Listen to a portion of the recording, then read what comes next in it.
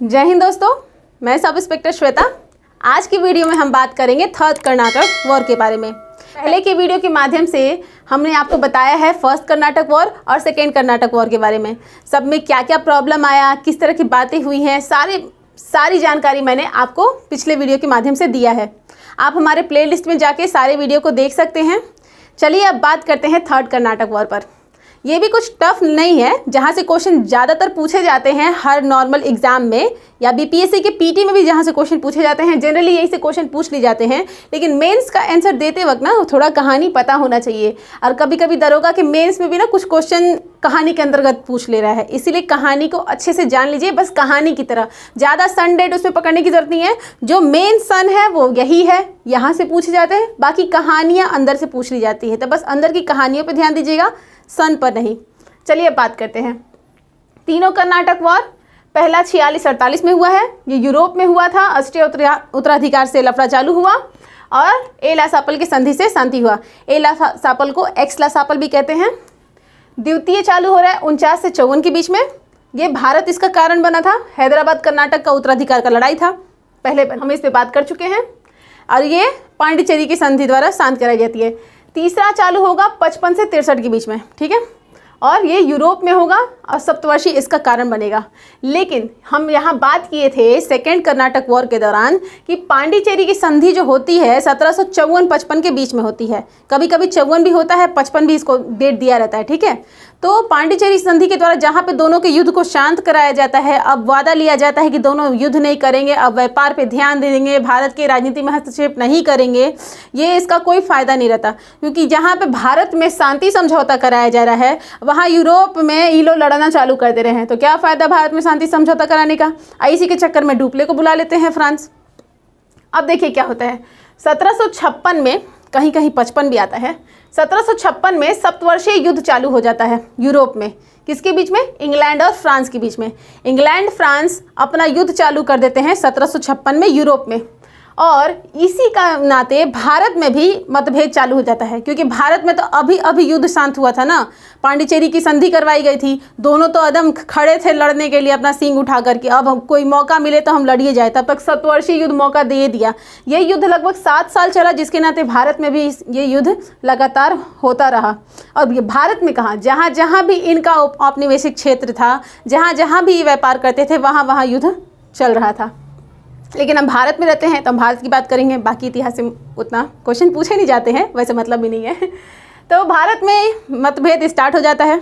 अभी देखिए, पहले कहानी में मैंने बात किया था कि सेकेंड कर्नाटक वॉर के दौरान डुप्ले जो होता है वो बहुत पावर में रहता है, उसकी महत्वाकांक्षा बड़ी रहती है, तो कोई ना कोई दिमाग और कूटनीति लगा के अपने साम्राज्यवाद के सपना को आगे बढ़ाने के बारे में लगा रहता है। लेकिन फ्रांसीसी गवर्नर जो होते हैं, फ्रांस में बैठे हुए लोग, वो थोड़े गधे रहते हैं। वो डुप्ले को बुला लेते हैं और यहाँ पे फ्रांस का सत्यानाश होना चालू हो जाता है।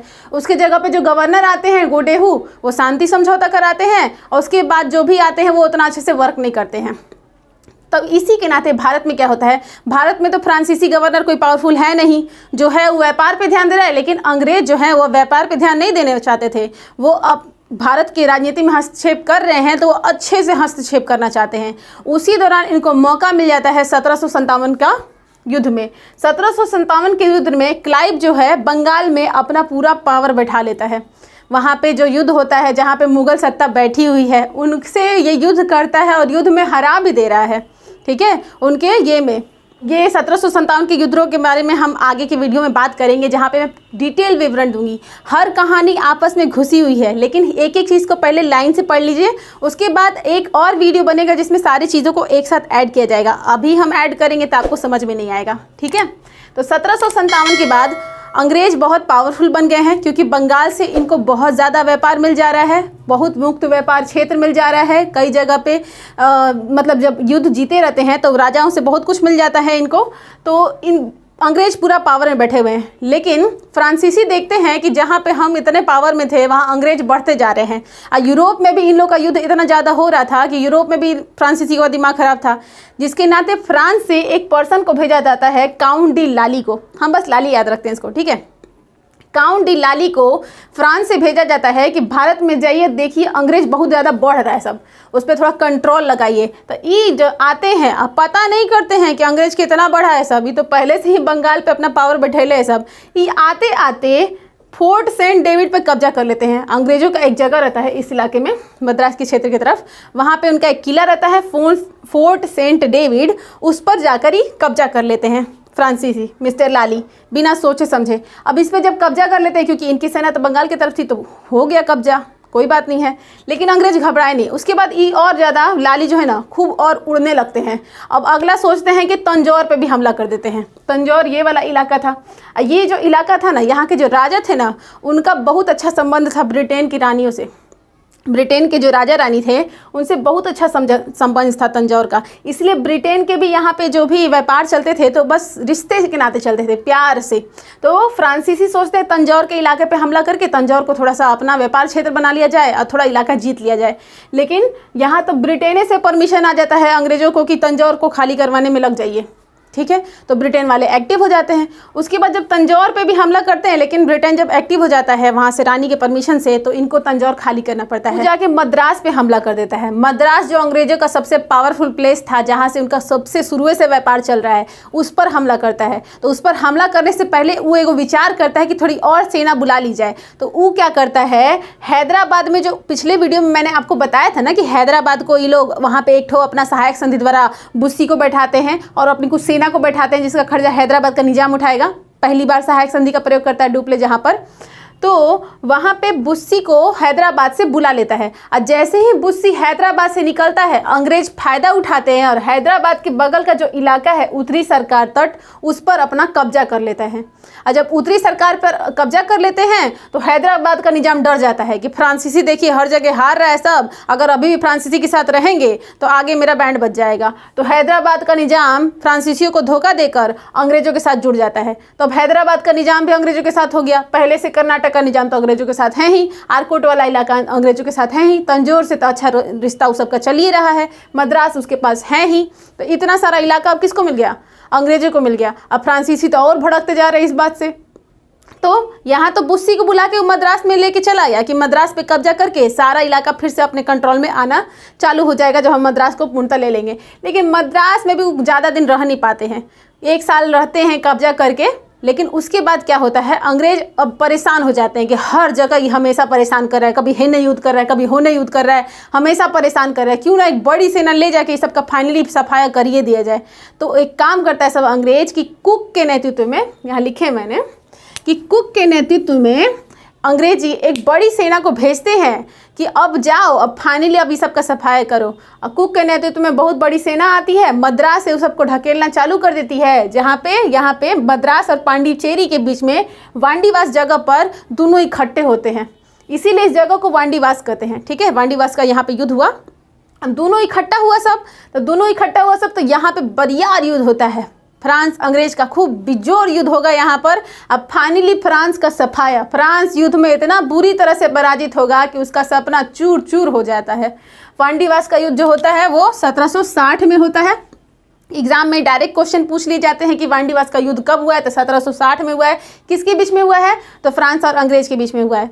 फाइनली वांडीवास के द्वारा युद्ध के द्वारा फ्रांस का सफाया हो जाता है। और जो भी यहाँ पे वांडीवास में जब ये हारते हैं, तो जितना भी अब इनका इलाका है ना, जैसे कि इनका कौन कौन इलाका है, जैसे कि माहे है, करिकल है, जिंजी है, पांडिचेरी है, पहले से तो चंद्रनगर को छीनिए लिए थे, बाकी सबको भी वो छीन लेते हैं वांडीवास में हराने के बाद। अब यहाँ पे छुटपुट इसी तरह युद्ध होते रहता है, कभी फ्रांसीसी भाग के हेरने जाते हैं, कभी भाग के होने जाते हैं। तब तक 3 साल और बीतता है। और फाइनली 1763 में पेरिस की संधि करा ली जाती है, जिससे कि अब युद्ध शांत किया जाए। युद्ध काफ़ी समय से चल रहा था, इसीलिए सप्तवर्षीय युद्ध इसको कहा गया। लेकिन इसमें इंग्लैंड का पलड़ा काफ़ी भारी था, कई जगह इंग्लैंड जीत रहा था, इसलिए फ्रांस सप्तवर्षीय युद्ध में शांति के लिए मान गया और पेरिस में जगह पर संधि करवाई जाती है।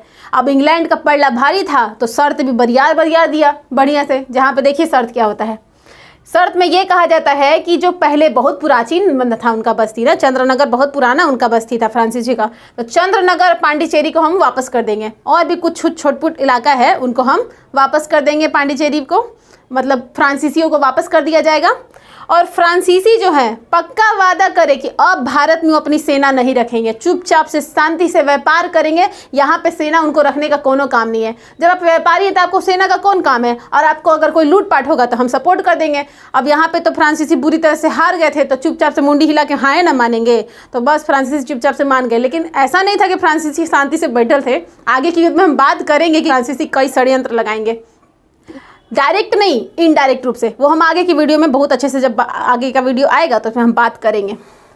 इस प्रकार फाइनली वॉन्डिवॉस के द्वारा फाइनली फ्रांसीसियों का भारत से वॉश हो गया, उनके शक्तियों का। जितना मुश्किल से डुप्ले इतना बड़ा साम्राज्य को सपना को लेकर आगे बढ़ रहा था, अब फ्रांसीसियों के कुछ वहाँ पे बैठे हुए बुद्धिजीवी द्वारा उसको बुलाकर इस सपना को चूर चूर करने का शुरुआत कर दिया गया। आगे आने वाले गवर्नर जो रहते हैं वो एकदम के नालायक रहते हैं। लाली भी आता है तो वो भारत के लोगों को नहीं जानता, या भारत में जो फ्रांसीसी लोग बैठे हैं उनके मन विचार को भी नहीं समझता, डायरेक्ट हर चीज़ थोपने लगता है, जिसके नाते इन लोग का बैंड बच जाता है और फ्रांसीसियों का यहीं से खात्मा चालू हो जाता है। अगर मेरे पढ़ाने का तरीका आप लोगों को पसंद आ रहा हो, या मेरे बताने का तरीका आप लोगों को बहुत अच्छा लग रहा हो, या कोई डाउट हो तो कमेंट कर लीजिएगा। तो प्लीज़ मेरे चैनल को लाइक कीजिए, सब्सक्राइब कीजिए, अपने दोस्तों से शेयर कीजिए, और कोई भी डाउट हो तो कमेंट करके ज़रूर पूछिए, हम आंसर ज़रूर देंगे आपको। धन्यवाद। जय हिंद।